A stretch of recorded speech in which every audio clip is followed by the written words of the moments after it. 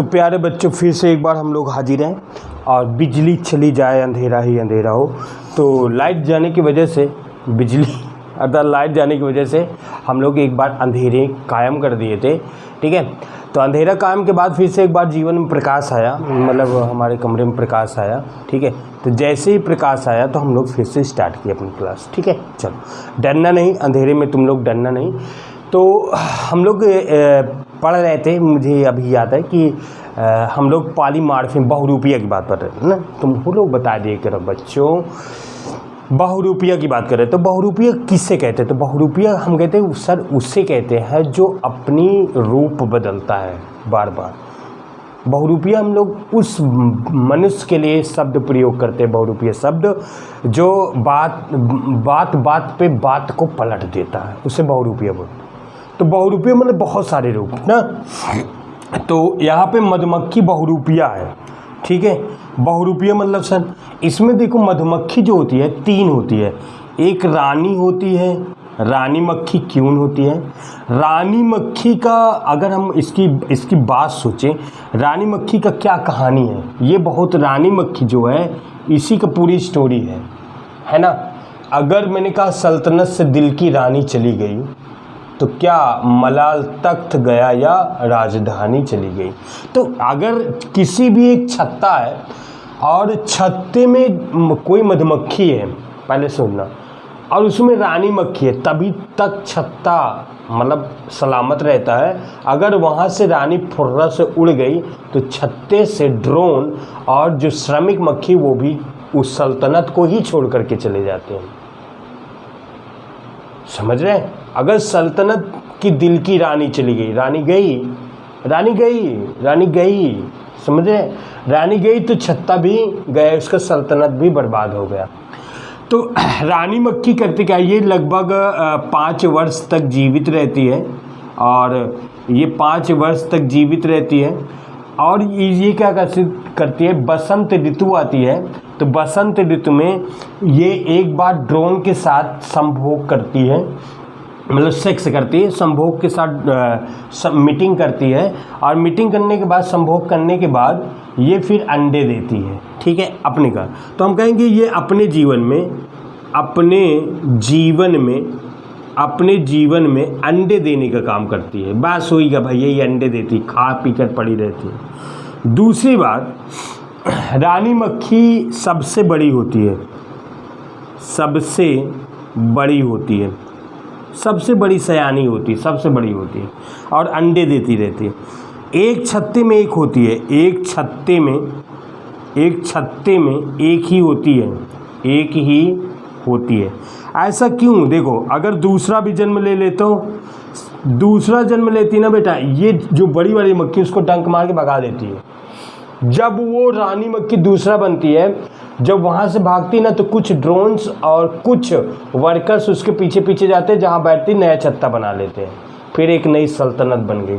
अगर दिल की रानी है तो सल्तनत बनना। दूसरी बात आते हैं जो ड्रोन होते हैं, नर मक्खी, या इसे हम लोग ड्रोन बोलते हैं बच्चों, ड्रोन। ठीक है, ड्रोन का कोई काम नहीं जीवन में, ये कुछ काम नहीं करते, ना उड़ पाते, ना इसमें डंक होता है, ना ये शहद बना पाते, सिर्फ एक काम करते, खा पी करके पड़े होते हैं और बसंत ऋतु में रानी मक्खी के साथ मीटिंग करते हैं। ऐसे समझना, सिर्फ ये क्या करते हैं, मीटिंग यानी संभोग करते हैं,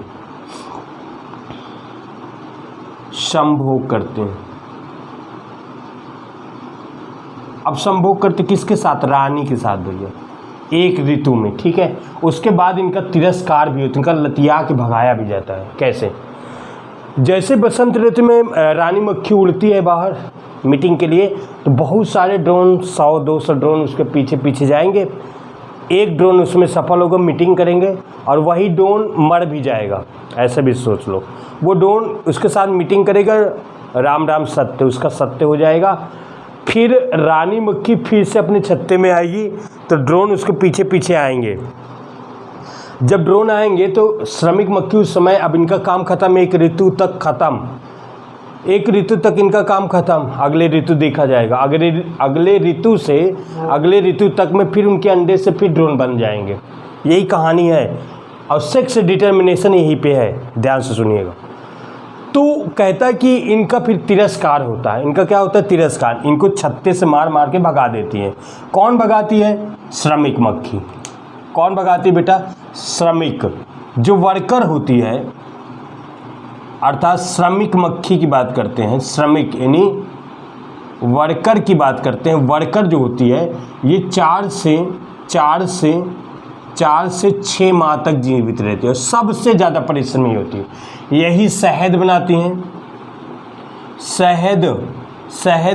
शहद का निर्माण करती हैं, छत्ते का निर्माण करती हैं, सैनिक की तरह काम करती हैं, शिशु को उनके खिलाती पिलाती, शिशु को खाना वाना खिलाती हैं, और रानी मक्खी के दासी होती हैं। रानी के दासी, ठीक है, रानी के दासी की तरह काम करते हैं, दासी भी होती हैं, ऐसा समझिए। इनका कोई बाल्यावस्था नहीं होता है। जब ये बनती है ना, इनका कोई बाल्यावस्था नहीं होता, बेचारे खेल नहीं पाते। जिस दिन पैदा हुई उसी दिन से इनका काम चालू। पहले कैसे काम करती हैं? इनका काम सुन लो बेचारे, इनका वर्कर्स का। पहले ये छत्ते की सफाई करती हैं, जिनमें पंखा जाते, भीं भीं भीं करके सफाई करती हैं। फिर 3-4 दिन जैसे बीतता है, समय बीतता गया, इनका वर्क भी, इनका काम भी बीतता गया, समझ लेना। इसी तरह मनुष्य भी है भाई। अभी तुम्हारा काम क्या है? पढ़ना, फिर उसके बाद शादी करना, बच्चे पैदा करना, फिर उसके बाद बच्चे पैदा करने का मतलब कि भाई ये ह्यूमन नेचर है भाई। अगर हम कहें कि यूनिवर्सल लॉ है, कोई मनुष्य आया शादी करेगा, ठीक है, कोई मनुष्य नहीं करता भी है ना, जैसे हमारे, समझ जाओ। तो कहते हैं कि अगर हम कहें कि मनुष्य, ये यूनिवर्सल लॉ है कि नेचर ही चाहता है कि भाई तुम यहाँ पे आए हो, अपनी संतान बनाए हो और यहाँ से चले जाओ। ऐसा होता है, हर प्राणी के साथ ऐसा होता है, ठीक है। तो इसमें क्या, श्रमिक मक्खी क्या करती है? जैसे जन्म लेती है बेचारी, और ये इनफर्टिलिटी भी होती है बच्चों, नपुंसक होती है। ये श्रमिक मक्खी के कोई भी संतान नहीं होती। एक बहुत भयंकर क्वेश्चन। श्रमिक मक्खी इनफर्टिलिटी होती, बाध्यता होती, मतलब इनकी कोई संतान, नपुंसक जिसे बोलते हैं, नपुंसक समझ जाओगे, नपुंसक होती है, इनकी कोई संतान ही नहीं होती है, ठीक है। इन दोनों की संतान बनेगी, इसी में कहानी होगी, कौन दादा होगा कौन पोता होगा। और इनके पिता और पुत्र नहीं होते, बिना बाप के भी बच्चे पैदा हो जाते हैं। तो इनकी कहानी समझ लीजिए थोड़ा सा। पहले दिन से ही छत्ते उत्ते में सफाई करते, फिर बेचारे वी माता का काम करते हैं कि बच्चों को खिलाना पिलाना। कुछ मक्खियाँ उसमें जैसे 100-200 मक्खियाँ क्या करती हैं, रानी के साथ रहती हैं। रानी जहाँ अंडे देती है उसके अंडे को दूसरे चैम्बर तक ले जाते हैं, उसको शहद खिलाते हैं, उसको नहलाते धुलाते, पानी पिलाते हैं। एक छत्ते में 1 से 2 लीटर पानी रोज़ चाहिए, ठीक है ना। अगर पानी 24 घंटे तक ना छत्ते में पहुँचे तो वो मक्खियाँ मर जाती हैं, ऐसा भी होता है। तो दासियों की तरह कुछ मक्खी काम, कुछ सैनिक की तरह काम करते हैं। सैनिक की तरह भैया, वो सैनिक की तरह मैं पहरा देती रहती है, अपने छत्ते की चारों तरफ घूमती रहती हैं। और जहाँ पे मेन गेट होता है वहाँ पे सैनिक रहते हैं। अगर दूसरे सदस्य कोई आ रहा है मक्खी दूसरे छत्ते के, तो उसको मार के भगा देती हैं। या जो यहाँ से मक्खी जाते हैं भोजन लाने के लिए, पानी लाने के लिए, तो वहाँ पे टेस्टिंग करते हैं कि भैया तू जहर तो नहीं लेके आया, ऐसे वो चेक करती हैं। तो सैनिक की तरह काम करते हैं। कुछ स्काउट मक्खियाँ होती हैं, अतः वो सिखाती हैं। तो मक्खियों को नाच माने डांस, 2 डांस पसंद है, दो डांस प्रचलित भी है। तो कहता है कि अगर शहद से, अब डांस क्यों करती हैं?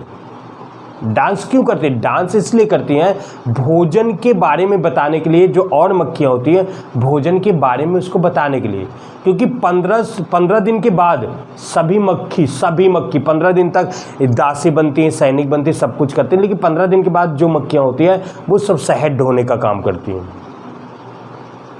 और सुनो, 1 लीटर शहद बनाने के चक्कर में हम लोग लेते हैं, चाट लेते हैं, शहद बहुत अच्छा है, लेकिन उसका परिश्रम देखो। 1 लीटर शहद, छत्ते में 1 लीटर शहद बनाने के लिए मक्खियाँ पृथ्वी की परिध को 100 बार घूम सकती हैं। इतना सोच ले, इतना उड़ना पड़ता है उनको, इतना घूम घूम के चक्कर लगा करके 1 लीटर शहद बनाती है। इतना आसान नहीं ना जितना तुम बैठे बैठे सोच रहे हो। तो ऐसी इनकी कहानी है। अब कहानी क्या है, अब हम लोग चलते हैं सीधा क्वेश्चन पे। ये इनकी एक कहानी थी, ठीक है। चलो बेटा, तो इस तरह ये सैनिक के तम शिशु को खाना वगैरह देती। इनकी एक छोटी कहानी, बहुत सिंपल सा। तो जो नाच था, नाच वाला, नाच की कहानी क्या थी, भोजन को ये लाने के लिए कुछ स्काउट मक्खियाँ डांस करती हैं। और डांस 2 होता है, एक गोल डांस, गोल नाचती हैं, टिन टिन दाएं बाएं गोल डांस करती है। जब 36 से 75 मीटर की पास ही कोई भोजन हो, उनका भोजन मतलब शहद हो, शहद मतलब फूल हो, ठीक है, फूलों पे जाती है, उसके रस को चूसती हैं, उसी को शहद बनाती हैं। तो वो गोल डांस करती हैं, गोल डांस, दाएं बाएं ऐसे घूमती, फिर ऐसे घूमती। अगर 75 मीटर से दूरी पर है उनका भोजन मतलब शहद या फूल, तो वो दुम डोलनी डांस कहते हैं। दुम डोलनी कैसे, एक बार तेजी से ऐसे घूमती हैं, अर्धचंद्राकार एक चक्कर लगाती हैं और अपने टेल को, पूंछ को घुमाती रहती दाएं बाएं, tin tin tin tin tin tin tin ऐसे। समझ रहे हो ना। अर्धचंद्र ऐसे सीधा रेखा में गए, फिर अर्धचंद्राकार चीन, फिर सीधा गए, फिर अर्धचंद्राकार ऐसे। तो ऐसे ही इसे दुम डोलनी डांस कहते हैं। अपने टेल को, जो पूंछ है उनके, जो टेल है उधर भाग वाला, वो टिन टुन दाएं बाएं ऐसे घूमते। उसको स्पर्श करके अन्य मक्खियाँ समझ जाती हैं कि 75 मीटर से दूरी पर है और डायरेक्शन समझा। जब सीधी रेखा में जाती है तो डायरेक्शन बताइए सूर्य के किस दिशा पे है। तो इनका कुछ स्काउट होता है। तो मैं सारांश बहुत छोटे में बताया, कभी मौका मिलेगा तो हम बता देंगे फिर से। स्टोरी लंबी कहानी है इनकी, कौन कौन वैज्ञानिकों ने इस बात को समझा, हनी क्या होता है, उनका मोम क्या है, उनका इम्पोर्टेंस क्या है, हनी से हमको क्या फ़ायदा मिलता है। मधुमक्खी डंक मार देती तो हमारी इम्यूनिटी पावर ही बढ़ती है, ज़्यादा चबा लेगी तो फूल उड़ जाएगा। तो कभी मौका मिलेगा तो हम बता देंगे इनकी स्टोरी, लेकिन आज ये इनकी स्टोरी बस यहीं तक रखते हैं और फिर इसको हम लोग कहते हैं लिंग निर्धारण के प्रोसेस को समझते हैं। मधुमक्खी में लिंग निर्धारण कैसे होता है, तो कहता ऐसा हम कहें कि जो मधुमक्खी है, मधुमक्खी में लिंग निर्धारण बच्चों अभी हमने सीखा, बहुत सिंपल सा। मधुमक्खी में लिंग निर्धारण जो देखो ऐसा है, जो स्टोरी समझा होगा उसको बात समझ में आ जाएगी, तुरंत आ जाएगी, देखना भी। और उनमें क्वेश्चन भी समझ में आ जाएगा कि मधुमक्खी के पिता और पुत्र नहीं होते, दादा और पोता होते। मैं प्रूव करूंगा। देखो, मधुमक्खी में लिंग निर्धारण आ गुणित कमा द्विगुणित यानी हैप्लॉइड डिप्लॉइड, ठीक है। हम कहें हैप्लॉइड डिप्लॉइड, आ गुणित द्विगुणित प्रकार का होता है।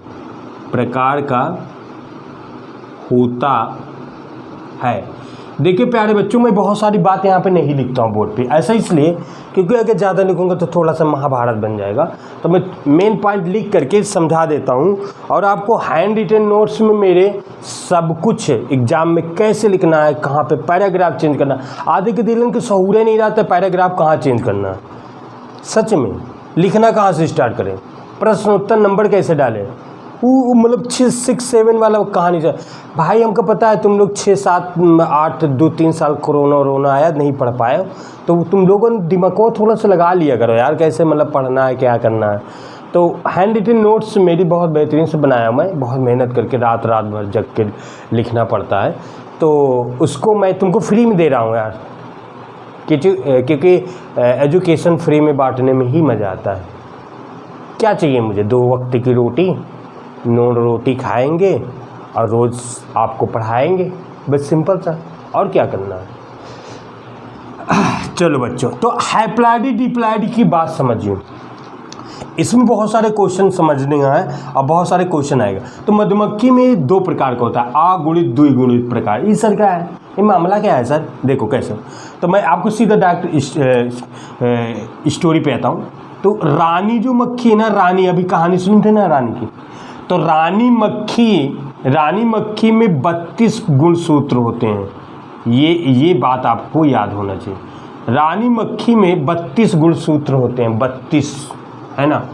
और 32 गुणसूत्र रानी मक्खी में होते हैं।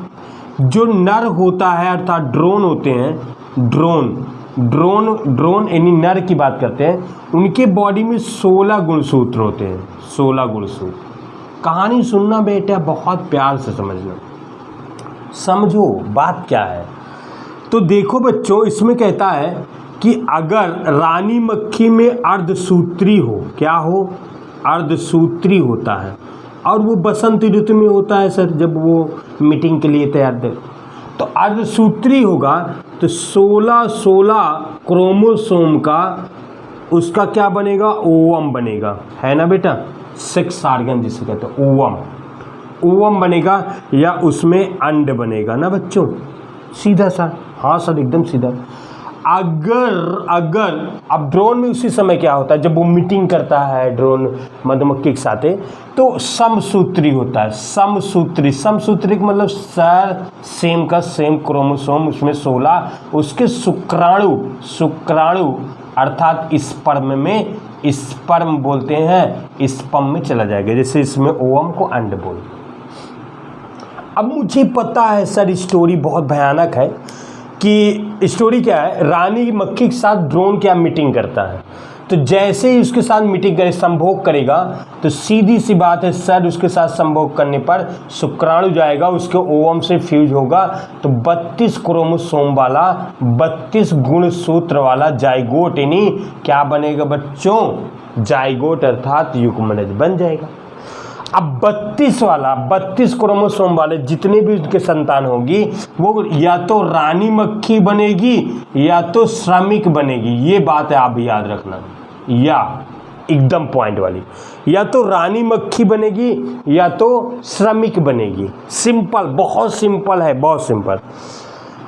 अब रानी मक्खी 32 वाली बनी या श्रमिक बनी। अब श्रमिक तो नपुंसक होती है, पहले आपने बताया, श्रमिक की कोई संतान तो होती नहीं है, नपुंसक होती है। रानी मक्खी को होती है मतलब जो है फर्टिलिटी होती है। फर्टिलिटी मतलब ये मतलब संतान बनाने योग्य होती है। अब बच्चों वो अंडे देगी, जो रानी मक्खी है ना, अब प्रतिदिन 1500 से 2000 अंडे देगी, समझ रहे हैं, 1500 से 2000 अंडे बसंत ऋतु में देना चालू करती। अब उनके अंडे कैसे हैं, हैप्लॉइड है, हैप्लॉइड अंडे, इसी अंडे से डेवलप होकर ड्रोन बन जाते हैं। ड्रोन बच्चों यानी नर मक्खी बनते हैं। देखो ना, ये ड्रोन बन रहा है, ड्रोन बन रहा है। अब कैसे, पहले देखो, उनके अंडे ही हैप्लॉइड था, आगुणित था, और उस आगुणित से उनके बच्चे नहीं ड्रोन बन रहा है। तो सर आगुणित से बन रहा है, यहाँ पे द्विगुणित से, यानी निषेचन हुआ ना, ये दोनों फ्यूज हुआ गैमिट, ये स्पर्म और ओवम फ्यूज हो गया, ये स्पर्म है बच्चों, स्पर्म और ओवम फ्यूज हुआ, तो उसे निषेचन बोलते हैं। निषेचन मतलब फर्टिलाइजेशन के बाद डिप्लॉइड बनाना। तो डिप्लॉइड से भी रानी मक्खी श्रमिक बन रही है, देख लो यहाँ पे, डिप्लॉइड से श्रमिक रानी मक्खी बन रही है, और हैप्लॉइड से ड्रोन बन रहा। इसीलिए कहते हैं मधुमक्खी अपने बच्चों को 2 तरीके से जन्म देती है, एक आगुणित और दूसरा द्विगुणित। आगुणित से कौन बनते हैं, ड्रोन बनता है, नर मक्खी बनता है, और द्विगुणित से कौन बनते हैं, रानी मक्खी या तो श्रमिक बनती है। श्रमिक नपुंसक होती है, उसकी बात है, छोड़ लो। लेकिन एक बात सोचो, यहाँ पर एक पॉइंट और आता है, यहाँ पे एक क्वेश्चन और है, अगर अनिषेचित अंडे, जिसका बाप नहीं होता फिर भी वो बच्चे जन्म ले लेते हैं। माता सुनो, ऐसा भी संतान ये है जिसका कोई बाप ही नहीं है, देखो इसका बाप नहीं, यानी अनिषेचित अंडे, निषेचन नहीं किया, ये अनिषेचित एक से बन जाते हैं। तो ऐसे कंडीशन को कहते हैं पैथेनोजेनेसिस बच्चों, पैथेनोजेनेसिस, हिंदी में कहते हैं अनिषेक अनिषेक जनन के नाम से जानते हैं बच्चों। ऐसे समझना, ऐसे जंतु जिनमें बिना निषेचन के, बिना बाप के बच्चे पैदा हो जाए, बिना निषेचन के अगर कोई जीव डेवलप हो रहा है तो इसे अनिषेक जनन कहते हैं। ऐसा फल भी है, बिना मेल गैमीट के फल भी बदल जाता है, जैसे केला, तो उसे हम लोग कहते हैं अनिषेक फलन बोलते हैं, पैथेनोकार्पिक बोलते हैं, लेकिन यहाँ पे अनिषेक जनन बोलते हैं। तो जंतु में जनन होगा और फल में फलन होगा। सिंपल है, एकदम सिंपल है सर, है ना बच्चों। अब इसमें मैं प्रूव करता हूँ इसके। अब एक क्वेश्चन हुआ सर, जो इसके दादा और पोता होते हैं, इनके मधुमक्खी में दादा और पोता होते हैं, जबकि पिता और पुत्र नहीं होते हैं। तो यहाँ पे आ जाओ बच्चों, यहाँ पे प्रूव करते हैं। देखो नीचे नहीं जा पाएगा। तो जैसे देखो रानी मक्खी है, ध्यान से सुनना, रानी मक्खी में 32 गुणसूत्र होता है। अब 32 में अर्धसूत्री हुआ, जब अर्धसूत्री हुआ बच्चों, तो 16 क्रोमोसोम का उसमें अंड यानी ओवम बना, अंड बनने लगे, एग बनने लगा। अब जो नर होता है वो उसमें 16 ही क्रोमोसोम होता है बॉडी में, तो समसूत्री हुआ बेटा, समसूत्री हुआ था तो 16 क्रोमोसोम का स्पर्म बना था, है ना। अब देखो यहाँ पे ये दोनों फिर जो 16 32 क्रोमोसोम का जाइगोट बना था, जाइगोट जिसे हम लोग क्या कहते हैं, युग्मनज, और इसी से उसका चाइल्ड हो जाता है। चाइल्ड कौन से होते हैं उनके बच्चे? रानी मक्खी होती है सर, और आबलिंग श्रमिक होती है, आपने ये कहा, ध्यान से सुनो। अब इससे नर बन जाते हैं, नर इससे क्या बनते हैं, ड्रोन बन जाते हैं उनके एग से, और जो 16 वाले ही होते हैं। सिंपल ना। अब कहानी सुनो, कहानी सुनना है, ध्यान से सुनना है। अब इनके पिता और पुत्र कहाँ है? पिता और पुत्र कहाँ है बताओ ना, पिता पुत्र कहाँ है? सोचो, इनके पिता हैं? नहीं सर। ई जो ड्रोन है, इनका ध्यान देना, ई जो ड्रोन है ये अपने मम्मी से ही केवल बना है, इसका पिता नहीं है। देखो इनकी मम्मी थी, इनके मम्मी में अंड बना, उसी अंड से बेचारा डेवलप हो गया। इनके पिता नहीं, बल्कि इनके पिता की पुत्री है रानी मक्खी, लेकिन पिता नहीं, इसके कोई पिता नहीं। अब सोचना, इसके पिता नहीं है, यस ना, बोलो हाँ सर, हाँ सही बात है, इसकी मम्मी के लिए बस, इसके पिता नहीं। अब बेटा इसके पुत्र भी नहीं होंगे। अगर ये किसी रानी मक्खी के साथ फिर से रानी मक्खी के साथ संभोग करेगा, रानी मक्खी के साथ, तो रानी मक्खी में 32 क्रोमोसोम होगा, और उस 32 क्रोमोसोम से फिर से उसकी पुत्री होगी, नहीं रानी मक्खी जन्म लेगी। सोचना, रानी मक्खी जन्म लेगी। अब रानी मक्खी जन्म ली, मान लो इसकी ये वाइफ हो गई, ठीक है, अब इसकी पुत्री हो गई, पुत्र नहीं हुआ। अब इसके ध्यान से सुनना, इसके अंड से फिर ड्रोन बनेगा, इसके अंड से ड्रोन बनेगा। तो कहाँ इसके न इसके पिता थे, न इसके पुत्र होते हैं, न इसके पिता थे, न इसके आगे पुत्र होते हैं, बल्कि पोता और दादा होते हैं। पोता और दादा कैसे हैं? देखो अब यहाँ पे समझिए, आप लोग ये समझिए, जैसे ये रानी मक्खी आई, सोचना रानी मक्खी यहाँ पे बना था, देखो इससे क्या बना, रानी मक्खी बनी यहाँ पे, इनकी जैसे ये ड्रोन है, रानी मक्खी के साथ संभोग किया तो फिर से रानी मक्खी बनी। अगर ये रानी मक्खी, ध्यान सुनना, ये रानी मक्खी अब रानी मक्खी के साथ फिर रानी मक्खी के साथ कोई नर संभोग करेगा फिर से, तब फिर इसमें अर्धसूत्री होगा, फिर इसके श्रमिक अर्धसूत्री में फिर से इसका 16 क्रोमोसोम को बना, फिर रानी मक्खी का जन्म होगा। अब इनसे इनके नर बनेंगे।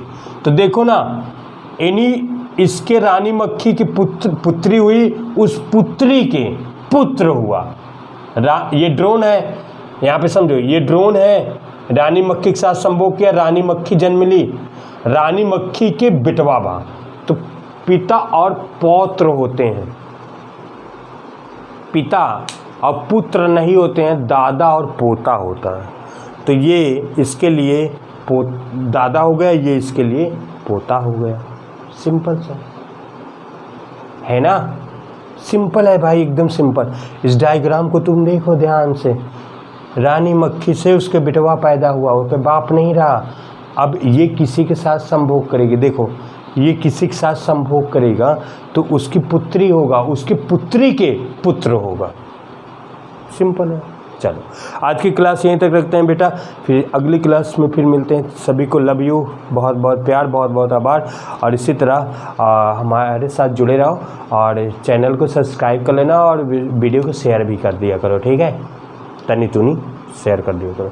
तो लव यू बेटा, सभी को बाय बाय, फिर मिलते हैं एक नेक्स्ट क्लास में। तब तक अपना ख्याल रखिए और विशेष सभी को रक्षाबंधन की हार्दिक शुभकामनाएं। सभी उन मेरे प्यारे भाइयों और बहनों को, मेरे प्यारे नन्हे मुन्ने बच्चों को, सभी को रक्षाबंधन की हार्दिक शुभकामनाएं, ठीक है। मस्त रहो, हंसते रहो और मुस्कुराते रहो।